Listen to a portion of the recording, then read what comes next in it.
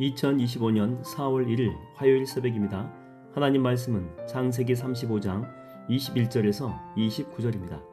이스라엘이 다시 길을 떠나 에델 망대를 지나 장막을 쳤더라.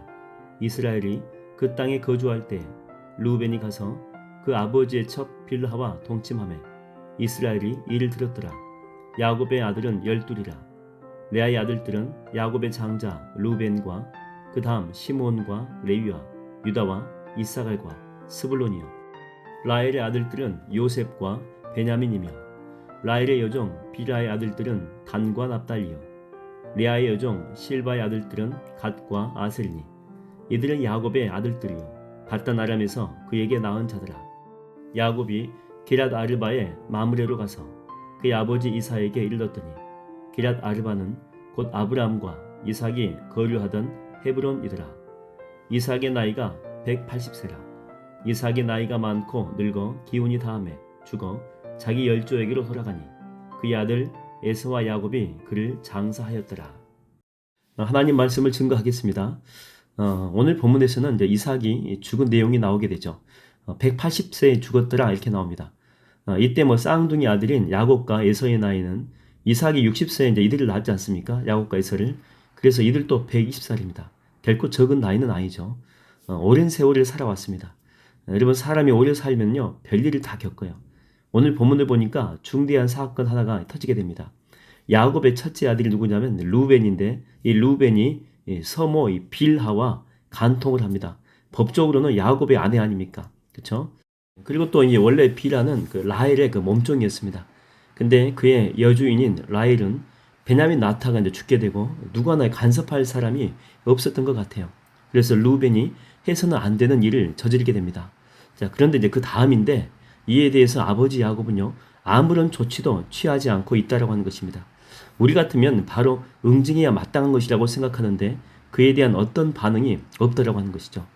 여러분, 때로는요 이 자식이 잘못되었는데도 아무런 이 말을 할 수가 없을 때가 있어요. 엘리의 그 아들들인 홈니와 비나스가 있죠. 엘리는 여기서 대제사장이고 그의 아들들인 홈니와 비나스는 제사장들입니다. 근데 이들은 하나님의 법대로 제사를 드리는 것이 아니고 가나안의 우상 숭배 방식으로 제사를 지냅니다. 하나님께 드린 제물도 자기 마음대로 막 처리해버리고 성전에서 봉사하는 여인들과 그 난잡한 행위를 하게 됩니다. 이 사실을요 아버지가 알고 있음에도 불구하고 말을 못해요. 말을. 우리는 당연히 꾸짖고 야단치고 징계해야 마땅하다고 생각해요. 그러나 때로는요 잘못되었는데도 아무런 말을 할 수가 없을 때가 있다고 하는 것입니다. 마치 이렇게 며느리를 맡게 되면 고쳐주고 싶은 게 참 많아요. 같은 여자로서 이 시어머니가 할 말이 정말 많거든요. 근데 할 말이 입 앞에까지 나오는데도 말을 못해요. 왜 안 합니까? 아니, 정확히 말하면 왜 못합니까? 말을 해도 앞에서는 예의할 수 있겠지만 뒤돌아서면 그 잔소리로 알지 잘 듣지 않기 때문에 그래요. 잘 듣는다면 안 할 리가 없겠죠. 여러분, 하나님은 잘못한 이스라엘 백성들에게 구약의 말라기까지 계속해가지고 수십 명의 선지자를 보내가지고 말씀하십니다. 심지어 그 에스겔 같은 이 선지자는요 행위의 여인이라 그래가지고 하나님의 말씀을 행동으로 이렇게 보여주기도 합니다. 자기 집에 막 벽을 허물어 버립니다. 그리고 이제 인분 있죠, 인분. 사람의 배설물을 불쏘시개로 활용해가지고 음식을 만들어서 먹으라고 해요. 부정한 떡이죠. 막 이렇게 이런 식으로 행위를 통해서 직접 보여주는 것입니다. 심지어 에스겔의 아내도 죽게 해요. 근데 이렇게 아내가 죽었다라고 해가지고 슬퍼하지 말래요. 괴로워하지도 말래요. 이게 다 뭐냐면 너희들이 계속해서 이렇게 막무가내로 살게 되면 적들이 쳐들어와서 예루살렘 벽을 전부 다 허물어 버릴 것이고 예루살렘을 점령하는데 비참해진다는 거예요. 나무 하나 없어가지고 사람의 인분을 사용해서 떡을 만들어 먹어야 되는 그런 상황이에요. 나중에는 너희들의 눈앞에서 사랑하는 가족들이 다 죽는다는 거죠. 그럼에도 장례치를 경황이 없습니다. 그냥 죽은 가족들 내버려두고 도망갈 수밖에 없다라고 하는 거예요. 이렇게 했음에도 불구하고 안 들어요. 말을 해도 안 듣고 행위 예언을 통해서 선자를 보내가지고 메시지를 줘도 듣지 않는 것입니다. 그래서 하나님은요 말라기 이후에 마태복음까지 400년간의 침묵기로 들어가시는 거예요. 이제 내가 더 이상 이야기하지 않겠다는 것입니다. 이 침묵기 동안에 이스라엘은요 유린되고 그들의 역사에서 가장 비참한 시기를 보내게 됩니다. 오늘 본문에서 이 르우벤의 행동을 보고 비록 아버지 야곱은 침묵했지만 그걸 묵인한 것은 아니에요. 얼마나 침통하겠습니까? 저놈 하면서 이게 가슴을 쳤겠죠. 그 결과 르우벤은요 장자로 태어났지만 장자권을 상실하게 돼버립니다. 그리고 그 장자권은 유다에게 넘어가요. 그리고 엘리의 제사장의 두 아들이었던 홈리와 비나스는 한 날 한시에 죽임을 당하게 된다고 하는 거죠. 여러분, 세상에서 가장 비참한 사람은요, 하나님이 무슨 이야기를 하려고 하다가 에이 말해도 안 듣겠지 그러면서 침묵 대상이 되는 사람이요 불쌍한 거예요. 그래서 로마서에서도 최고의 형벌이 뭡니까? 때리는 게 최고의 형벌이 아니에요. 야단치는 것도 아니죠. 뭐라고 나옵니까? 내어버려 두사, 이렇게 내어버려 둔다. 그러니까 니들이 마음대로 하라는 거죠. 나는 더 이상 말하지 않겠다는 것입니다. 마음대로 하다가 심판받고 망가지라 라고 하는 것입니다. 여러분, 하나님의 침묵이 가장 잘 나타난 곳은요 사무엘상입니다. 사무엘 선지자를 통해 가지고 여러분 사울에게 말씀하셨거든요. 근데 하나도 안 지켜요. 하나도. 그래서 하나님의 침묵이 시작이 됩니다. 어차피 말해도 듣지 않으니까 네 마음대로 살라는 거죠. 내어버려 두는 것입니다. 결국에 사울은 곱비 뿔린 망아지처럼 그렇게 인생을 살아가요.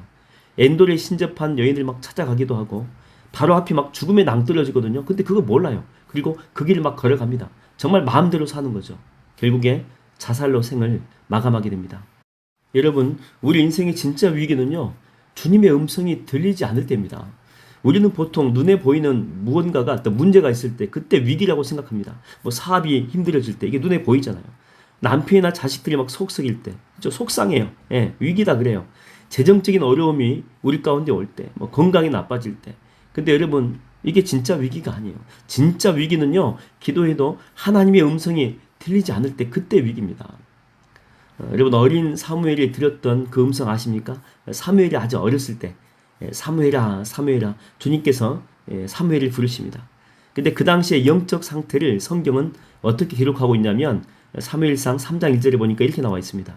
그때에는 여호와의 말씀이 희귀하여 이상이 흔히 보이지 않았더라. 원래는 그 말씀이 들려지지 않으면 그게 이상한 거거든요. 문제가 있다는 거예요. 영적으로 무너져가고 있다는 그런 사인입니다. 그런데도 모든 사람들이 생각하기를 하나님의 음성은 원래 잘 안 들리는 거야. 그거 듣기 정말 힘들어. 이게 비정상인데 비정상이 정상인 것처럼 되었다라고 하는 것입니다. 여러분, 지금 이 시대가 그래요. 하나님이 한국교회를 보시고 침묵하고 계시지 않는지 그런 생각이 들 때가 있습니다. 말씀하셔도 안 듣지 않습니까? 주의 길이 아니고 각기 막 제 길을 가버리잖아요. 하나님 마음 아프게 하잖아요. 여러분, 이 교회도 또 우리도 다시 살아나는 비결은요 주님의 음성을 회복하는 것입니다.